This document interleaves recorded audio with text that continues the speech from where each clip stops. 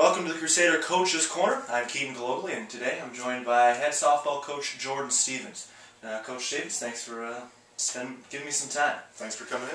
Well, let's first start. Now, you were hired in the fall. What was that hiring process like for you? How did you end up finding Valpo? I've known about Valpo, being just from Michigan, just up north. I've always known about Valpo, and in my former experiences, I've played against Valparaiso, so I knew the program pretty well.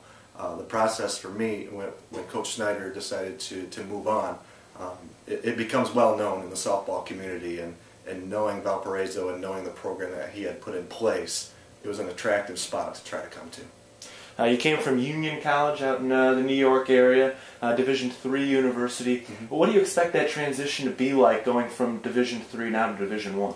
Well, it won't be as big of a transition because I've already been at the Division I level, but there are some big changes between 3 and 1. Mostly the time that you get with your student athletes. At the Division III level, you just don't get as much time on a daily basis with your kids. You moved around a lot, some assistant coaching positions, and then of course the head coaching job at Union College.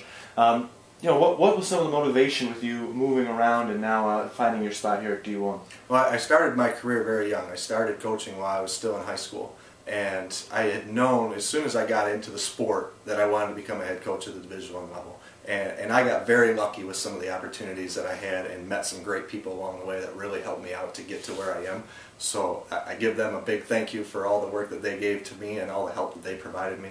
But I knew this is where I ultimately wanted to be, and again, this is back home. So if I could reach my goal and still be around friends and family, that was just icing on the cake. The coaching staff is something I want to ask you about. Now, a lot of coaches will bring other coaches with them. Mm-hmm. You decided to keep the coaching staff here. What was the thought process? I did. I evaluated for a couple of weeks after I got here, and they're very good technical coaches. Coach Folden works with our pitchers and our catchers. She played at Marshall. She plays in the NPF. She's got a great experience and background to give to our student athletes. Coach Anderson, who came on this year, worked with them in the fall before I got here. She's from Wisconsin, played at the University of Wisconsin. Her infield skills and the way that she's going to help our infield is going to be fantastic.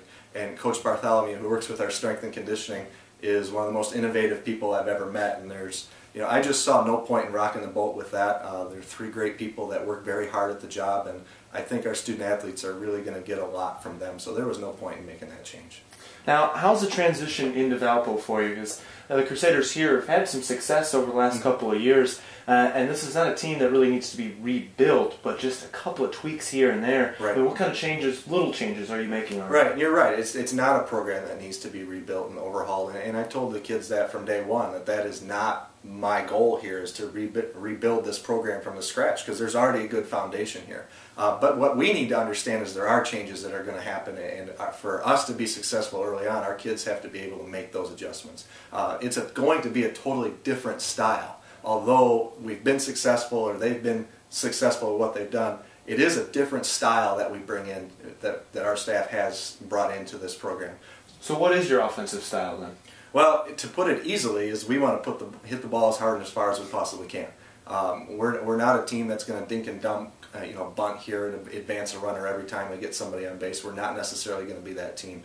We understand that we're in scoring position when we step foot in the batter's box. So we're not going to play that style. And it fits our kids. Even though they've played more of a finesse style, we have kids that can hit the ball a long way. And so we're still going to play to their strengths. And if we have kids that can't necessarily do that, we're not going to make a slapper into somebody that's going to hit the ball 300 feet. So we're still going to play to their strengths, but our kids can play that style, and I think they're going to enjoy that.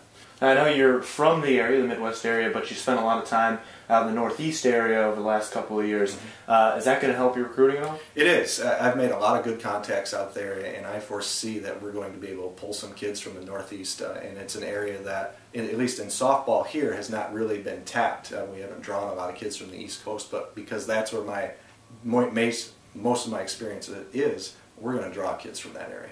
So final question for you, what's a successful season? For us, it's winning the conference. We have stated that goal from the first day I stepped in here, that we're going to win the conference.